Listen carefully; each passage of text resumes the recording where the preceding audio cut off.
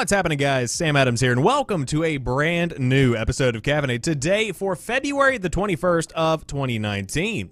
My name is Samuel Adams, and welcome to today's show. I do hope that this one finds you well, and for those that are brand new to the program, this is a daily gaming news podcast where I bring you the hottest gaming news from around the industry, and I pack it up in one tight, neat little show for you to enjoy on a nightly basis, Monday through Friday, around 7 p.m. Eastern Time over on twitch.tv/The Samuel Adams. Now, of course, then the show is put up on YouTube services and podcast services around the world for you to enjoy, not when it's live, but whenever you have time. And tonight, we have the end of an era, because Reggie Fils-Aime, the Nintendo of America president, has announced that he is officially retiring as of April of 2019. So again, we'll talk more about that, and also the individual who is taking his place. Spoiler alert, he is incredibly qualified. On top of that, also coming to us from Kotaku's Jason Schreier, Guild Wars 2 developer ArenaNet has plans for mass layoffs. Of course, this is a trend that we've seen amongst gaming development companies over the course of the past few months, and so we will talk more about this most recent rumor of some new layoffs in the gaming sphere. On top of that, Overkill's The Walking Dead is apparently still coming out on consoles, even though recent reports have hinted that it will not. And of course, the game didn't perform all that well, but I suppose well enough to warrant getting some kind of version on console, so we'll talk more about that. Capcom has no post-launch DLC plans for Devil May Cry 5. Samsung is apparently, according to a rumor, partnering with Valve for Galaxy S10 Steam streaming to the newest Samsung device. Microsoft is rumored to be bringing Game Pass and published titles to the Switch. A lot of rumors tonight. Skull and Bones, a game that some of you might remember from a couple of E3s ago, is getting a TV show ahead of the game's release. And finally, Marvel's Spider-Man is getting a permanent price drop. That's right, one of the best games of 2018 is now officially all the way down to $40. So we'll talk more about that. But that is pretty much the lineup for today's show. And again, I do hope you enjoy what we talk about here today. But without further ado, let's go ahead and dive into it. Our headline story of the day: Nintendo of America president Reggie Fils-Aime is officially retiring. Reggie Fils-Aime's body is no longer ready. The longtime president of Nintendo America is stepping down on April the 15th to be replaced by marketing man Doug Bowser, Nintendo said in a press release today. That is right. His name is actually Doug Bowser, as in the enemy of the Mario franchise. But Fils-Aime, who was with Nintendo for 15 years, became an instant gamer celebrity when he took the company's stage at E3 of 2004 and declared, quote, "My name is Reggie. I'm about kicking ass, I'm about taking names, and we're about making games." He was one of the iconic publisher's most public personalities, frequently representing Nintendo at events and in live presentations, and injecting charisma into a company that could otherwise at times feel robotic. Alongside legendary Mario creator Shigeru Miyamoto and the late president Satoru Iwata, Fils-Aime was one of Nintendo's main public faces for over one entire decade. Now, of course, here are the release notes, a couple of inside tips, if you will. "I really appreciate everything Reggie has done for Nintendo," said Furukawa, president of Nintendo Company Limited. "Inside and outside our company, Reggie is known as an exceptional leader. We are grateful that he is leaving the business in good shape with strong momentum. While we will miss him and we wish him the very best in his retirement, we are also pleased to have such an able successor ready to step into that role. Doug Bowser and the rest of the team will ensure a seamless transition and continued momentum from Nintendo." Quote, "Nintendo owns a part of my heart forever," Fils-Aime said. "It's a part that is filled with gratitude for the incredibly talented people I've worked with, for the opportunity to represent a wonderful brand, and most of all, to feel like a member of the world's most positive and enduring gamer community. As I look forward to departing in both good health and good humor, this is not game over for me, but instead leveling up to more time with my wife, family, and friends." And on top of that, "It has been my great fortune to work with and be mentored by Reggie for 4 years at Nintendo," Bowser said, the replacement for Reggie, "and rest assured we will continue to build on his work to evolve and expand our brand, furthering Nintendo's global mission of creating smiles. There are millions more of those to come."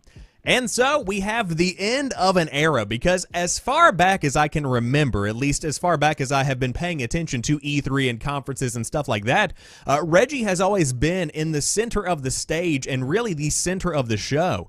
Whenever there's any kind of large announcement, he is more than likely going to be involved in it in some kind of way, shape, or form, and in a way that is not obtrusive. He was never somebody that I didn't look forward to seeing. He's just a genuinely great face for the gaming industry, and I would say really did shape shape Nintendo into the company that it is today. Without the guidance of Fils-Aime, you would not be seeing a Switch that is on the same level of success as we see going into the first quarter of 2019. It really is an impressive status that he has been able to achieve, both for himself and also for Nintendo as a company. Now, without a doubt, though, Doug Bowser is a very qualified individual. In fact, I wrote an article on this entire situation with the retiring of Fils-Aime and the adoption of Bowser over on Medium. You can find that linked on my YouTube page. But essentially, Doug Bowser is a very experienced individual who has worked with EA, amongst other gaming companies. And on top of all of that, he is just a very gamer-centric oriented individual. He has been with Nintendo for a number of years, starting back in 2015, and eventually graduated to Senior Vice President of Sales and Marketing, if I remember correctly, something along those lines. But at the end of the day, very able to fill the position of Reggie, but at the end of the day, the true end of the day, I'm talking 5 o'clock when you go home and you're tired and you've run out of coffee and the coffee that's there is still stale. That end of the day, you can't replace Reggie. You just can't. He is always going to be somebody who was iconic, who was an individual, who was irreplaceable in the gaming industry, and somebody who truly has left their mark globally on where gaming is today. So with those words, I wish Reggie the best of luck. He has done some incredible stuff, and again, the gaming industry overall wouldn't be where it is today without Reggie's impressions. Now, moving on to the next story of the day, also written by Jason Schreier over at Kotaku, Guild Wars 2 developer ArenaNet has plans for mass layoffs. That's bad. ArenaNet, the studio behind the popular online games Guild Wars and Guild Wars 2, informed employees today that it is planning big layoffs, according to a person who is there. Although ArenaNet did not give out exact numbers, they may not be finalized. Rumors floating around the studio signal that a significant number of people will be let go. Song Yi-yoon, the CEO of Korean publisher NCSoft West, which owns ArenaNet, emailed employees this afternoon with the news.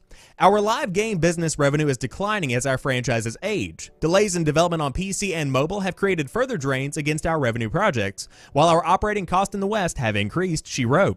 Where we are is not sustainable and is not going to set us up for future success. Yoon added that the company plans to cut costs across the organization and restructure across the board, merging ArenaNet and NCSoft's publishing divisions in the process. The restructuring, cost-cutting, and strategic realignments are all being done to secure our tomorrow and to provide the foundation that will allow us to grow and acquire, she wrote. Later this afternoon, ArenaNet CEO Mike O'Brien plans to meet with staff to discuss the layoffs further, and that meeting has been held. Around 400 people work at ArenaNet, and for the past few years, they've been working on a number of unannounced projects, according to one person familiar with the goings-on at the company. However, that person said slow development progress, combined with a lack of new games in 2018 and 2019, has led to a financial squeeze. ArenaNet's last release, the Path of Fire expansion for Guild Wars 2, launched all the way back in September of 2017. Now, this news comes in the wake of widespread cost-cutting measures at NCSoft. Last September, NCSoft shut down WildStar developer Carbine Studios, and earlier this year, it began plans to reduce staff at the mobile studio Iron Tiger. In its financial earnings call earlier this week, NCSoft reported an annual decline in PC revenue.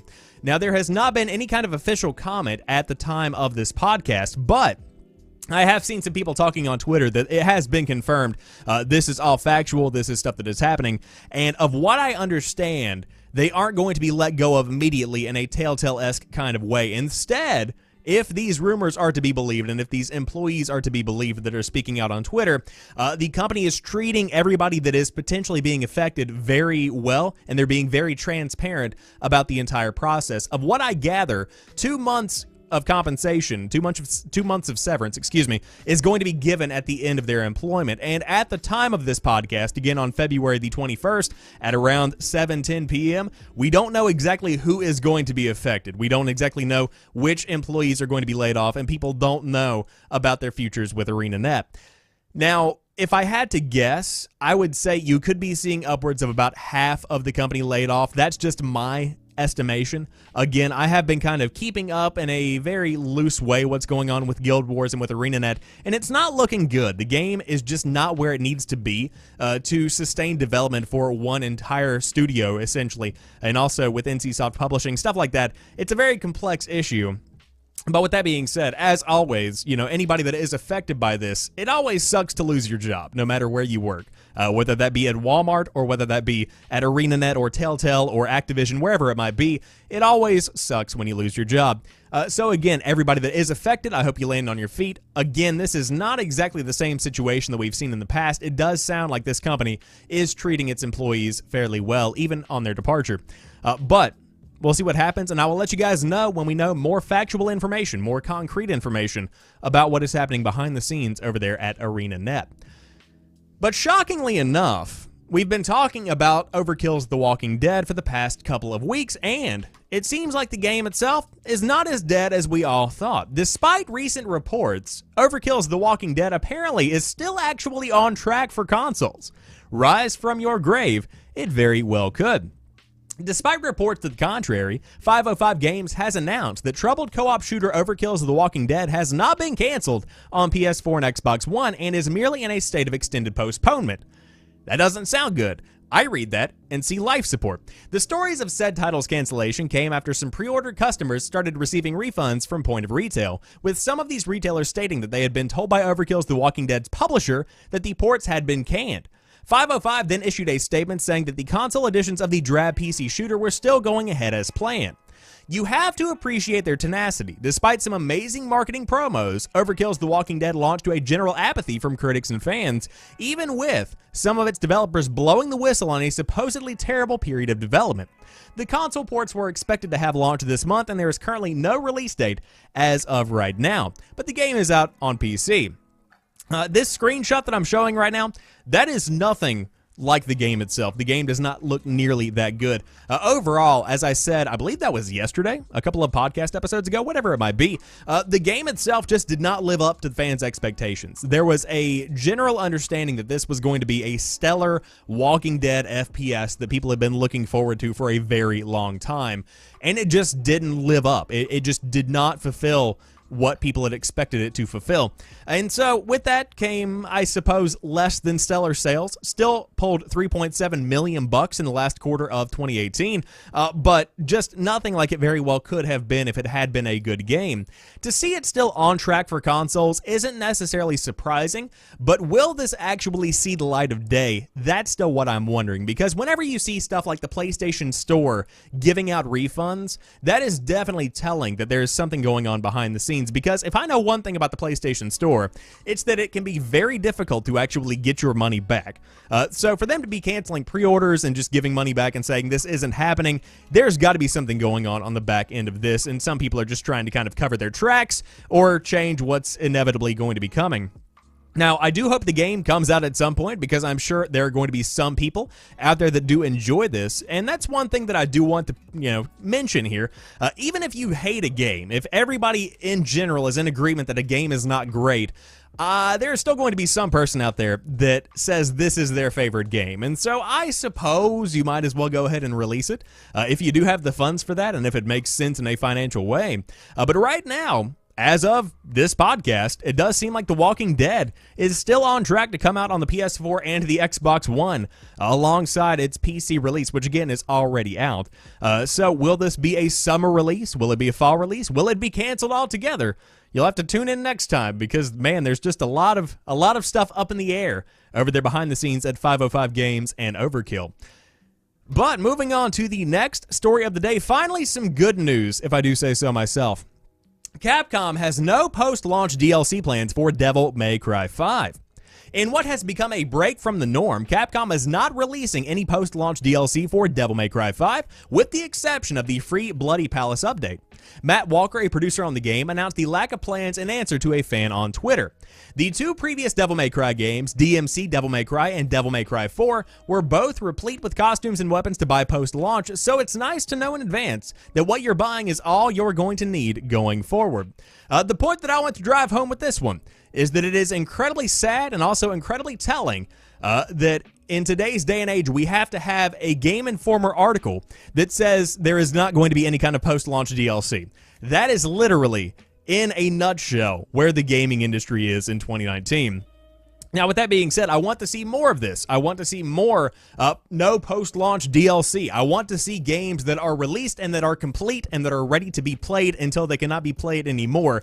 That is the kind of stuff that I like to see. Now, there are some styles of game releases that do warrant having some kind of DLC, such as Apex Legends. It is a free-to-play game where you can buy new skins, new DLC stuff that is going to be released over the next few months. That makes sense because you aren't paying for the game. In a $60 release, let's say for instance Black Ops 4, I shouldn't have to be buying loot boxes after I have spent $60 or even more, depending on what edition of the game I got, on your specific game. That's not how things should work. So to see Capcom going ahead and taking this step and saying, hey, Devil May Cry 5 is Devil May Cry 5. That's all you're going to get. You're going to get a free update, but nothing else. That is a pretty good look for the game and also a good look for the company going into 2019. So hopefully more games are going to follow this kind of idea. But as for right now, we will see how Devil May Cry 5 does. But of what I've seen, combat looks pretty good. And on top of that, again, no DLC. Nice. So, you could be playing some Steam games on your Samsung Galaxy S10, assuming you're some kind of super rich individual, or you just got a new phone. But Samsung is partnering with Valve for Galaxy S10 Steam streaming, and again, this is a rumor, but a very interesting rumor at that. Samsung might be teaming up with Valve to offer Steam games streaming on its latest flagship phones, according to WCCF Tech. The tech company unveiled its newest smartphones, the Galaxy S10 and the S10 Plus, during its Unpacked press event in San Francisco on Wednesday. That's where word-of-mouth rumors reportedly began to circulate about the Samsung-Valve partnership. While WCCF Tech said the sources in question can be trusted as being in the know, the information is unofficial and unconfirmed at this time, just to make that very clear. But what is this rumor specifically? Quote, if you leave your PC on at home, you can actually stream from your PC to your phone, so you can actually play Steam games on your phone whilst your PC is on at home, sources claim. That actually sounds similar to the remote play feature Sony offers on its handheld console, the PlayStation Vita. By leaving a PS4 console turned on at home, a Vita owner can stream certain games via a wireless connection, or they can use the handheld as a secondary screen. Valve also offers game streaming to smartphones via its Steam Link app, which is currently in beta on Android and Raspberry Pi. The app lets Steam users stream games to their phones via their home's wireless networks. It also allows them to pair a controller via Bluetooth, but it only works inside the home on a local network connection, meaning you can't sit, say, in a bus terminal and play your Steam games on your Steam Link app. And again, that's kind of a bummer because that's when most people would be wanting to play their games. But the Galaxy S10 and the S10 Plus will start at $900 and $1,000 respectively. Pre-orders for the devices begin on February the 21st, and they officially hit store shelves on March the 8th. Among the line's features is an ultrasonic fingerprint reader that is directly integrated into the screen, which means people can unlock their phones simply by touching the glass. This is where we all go, ooh. The phones also have a wireless charging feature that is capable of acting up as a backup battery for other devices like smartwatches. The S10 has a 6.1-inch dynamic AMOLED display screen, while the S10 Plus is a 6.4. And of course, there is no comment as of right now. But very cool to see this kind of technology potentially being integrated into the Samsung Galaxy S10. Because I think it's something that would definitely appeal to some people, especially if it is something that is able to be played on the go. Now, I do understand why in-home streaming is something that a lot of people want. Because let's say that you live with roommates, or let's say that you live with your family, whatever it might be, and let's take the family scenario. Your kid comes in and wants to use the computer to, I don't know, do homework or play Fortnite, whatever they might, what do kids do these days? And so you reluctantly, as the father you are, give up your computer. You could viably, if you're playing Rocket League, for instance, a game that works very well, if you do have just a virtual style of touchpad, take your phone and go lay on the couch and continue playing your game, hypothetically, if that is what you wanted to do. Now, again, will this work in exactly that way? Who really knows? But if that is something that people want, then I would assume the same kind of desire is existent for people that are on the go, that do want to sit, again, you know, in public and play games. If you're going to college, you could leave your computer on at home and boom, you're playing, I don't know, The Witcher on your cell phone. Is that possible? The future, man, it's crazy. But if you did want to check out the S10, I will say, very good looking phone, and the watch lineup looks pretty solid as well. But again, I'm going to stick with my iPhone 7 because number one, it's a cheap phone. Number two, my contract's not nearly up. And number three, I just text and call people. And I don't do either of those very often. But I'm always on Twitter, and Twitter works very well on the iPhone 7. So if you're in the market for a new phone and you do want to see if your Steam library could potentially be able to be played on your new device, then check out the Samsung Galaxy S10 for a crisp screen, a beautiful camera, or you can check out that folding one that isn't going to sell very well at $1,400. However, big news for Switch owners, Microsoft is apparently, reportedly, bringing Game Pass and published titles to the Switch. This could be big. According to a report from outlet Direct Feed Games, an outlet that has a strong track record for rumors especially centering around Nintendo, Microsoft and Nintendo are about to get together in a big way in the near future. Not only will some Microsoft games find their way to the Switch, but it looks like the entire Game Pass library may arrive via the magic of streaming. Let me break that down for you one more time.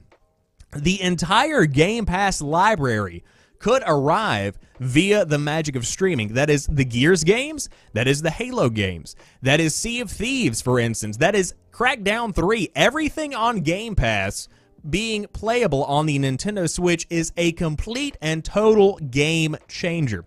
Now, moving on. The report states that Microsoft is looking into publishing some of their own catalog to the Switch in the form of actual ports. This is in no way strange for Microsoft, who has dabbled in things like lending out rare games on the Nintendo systems and developing and publishing games on Nintendo consoles, such as Minecraft. Microsoft-owned developers like Ninja Theory and Obsidian are still self-publishing their games on the Switch and other systems as well. The game specifically mentioned by Direct Feed is Ori and the Blind Forest, a crown jewel in Microsoft's lower key publishing initiatives. Additionally, the report goes on to say that Microsoft will be leveraging their announced Project X Cloud streaming service to bring Xbox One games to the Switch. While the Switch can't natively play, as a hypothetical example, Gears 5, it could potentially stream it over the internet. This will be done through Game Pass, which allows players to subscribe to a service to access a Netflix-style library of games. In talking with our own sources, they say at Game Informer, it has been suggested that the announcement of Game Pass on Switch could come as soon as this year.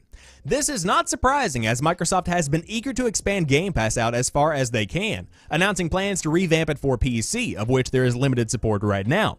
Project X Cloud is a means to an end to get people who don't own Xbox products to spend money on Xbox services, making the Switch a perfect vector for it. For Nintendo, it means games that are unfeasible on the console due to hardware limitations can come to the Switch in some form and provides an added value for them. This particular avenue is also not new to Nintendo, which has been experimenting with using cloud streaming as a way to play technologically demanding games for a few months now in Japan.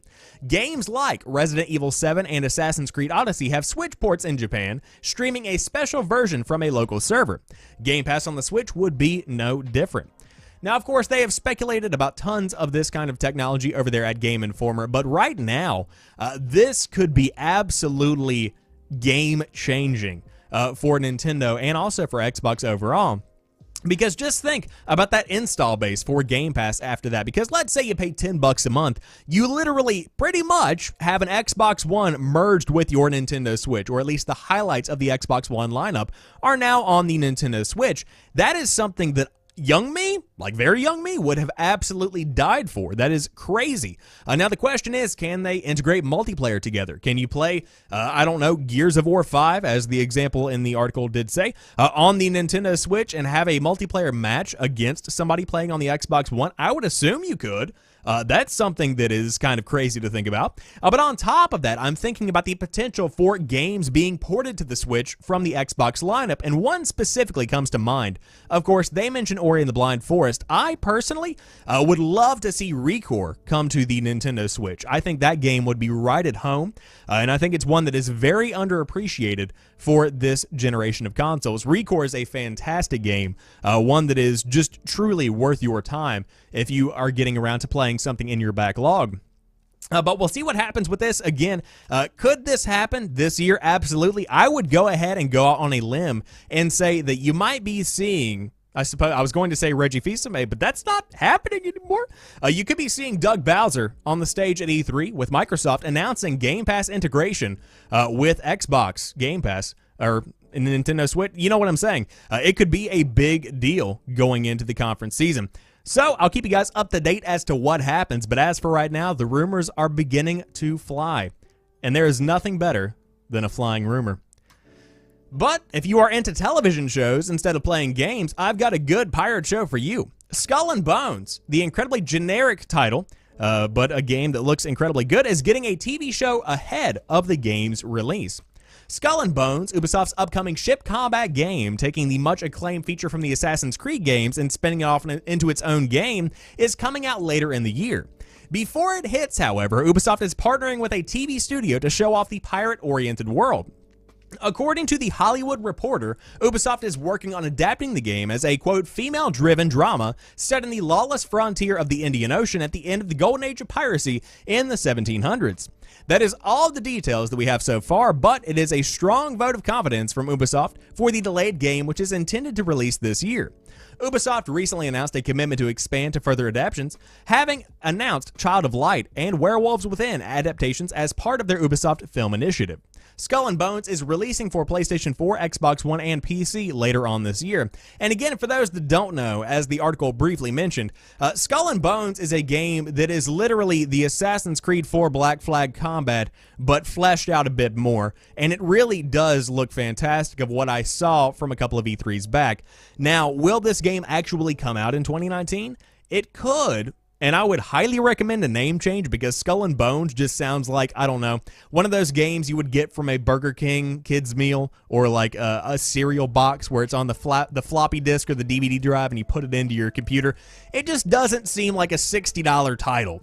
That's all I'm trying to say here. The game looks great. It's Ubisoft. I have faith. But man, I don't know about that title. If you did want to watch the TV show, which again is a female-driven drama set in the lawless frontier of the Indian Ocean at the end of the golden age of piracy in the 1700s, then you should definitely keep an eye on that. More than likely by the end of the year, I would assume, if that is when the game is supposed to be coming out. So, very short time span to throw that show together unless it's been in the makings for quite a while. But hopefully, at the very least, we'll get the game out on the PS4, Xbox One, and the PC. But until then, you'll probably need something to play. Good news, Marvel's Spider-Man, one of the best games of 2018, is now officially $40. It's a good deal. So as 2019 releases rev up, the game studios are starting to offer big discounts on some of last year's major releases. Last week, Sony took $20 off of one of the best games of 18, Marvel's Spider-Man, bringing it down to $39.99. The company confirmed to Polygon that it is, in fact, a permanent price drop. This is not the first time that we've seen Spider-Man at that price. On Black Friday, Sony discounted Spider-Man by $20, again down to $40, and it has been available periodically since November for around that price. The permanent price drop just makes it official, and of course, this is no shocker, because quite frankly, the game has made bundles and bundles and warehouses full of money. It is absolutely a sensation worldwide. I still think about how good the game is. I haven't played it since I platinumed it, but oh my gosh, it looks beautiful. The gameplay is gorgeous. Everything about the game is so well done, and it's just a must play for this generation. It is just fantastic. So if you have not played it, again, $40 gets you a lot of game. Very fun time to be had within Marvel's Spider-Man. And now I would love to see some more stuff get discounts like this, but we have seen God of War get knocked down a couple of weeks back. We've seen Detroit Become Human get the same kind of treatment. Shadow of the Colossus remastered, all of that good stuff is beginning to really go down in price. So what is the overall point to drive home here? If you don't have a PlayStation 4 and you're in the market for a used first version of the PlayStation 4, or if you happen to find one laying in a ditch on the side of the road, number one, you're living in the right part of town. Number two, pick it up and you can get some games for some relatively cheap prices, and you can get a really good time out of it. I always say the best time to jump into any console generation is always at the end of it, because then you can go back and you know what games were hyped up that didn't work out, and you know what games weren't hyped up that turned out to be sleeper hits. So you can pick and choose which games you really want to go out and play, but Spider-Man, without a doubt, is one of the best that I have played on the PlayStation 4 in total. And I'm a day one dude. Like, it's been a long run on the PS4, but man, that's a good game. However, with all that being said, I hope you guys have enjoyed tonight's show, and if you did, be sure to drop me a like down below if you are watching on YouTube, and of course, if you are watching on Twitch, I appreciate you being here. And again, the show is hosted 5 days a week, Monday through Friday at 7 p.m. Eastern Time over on twitch.tv/TheSamuelAdams. But as for right now, I'll be back tomorrow for Friday's episode of The Drop, and until then, you guys have a fantastic rest of the night. I'll talk to you soon, and peace.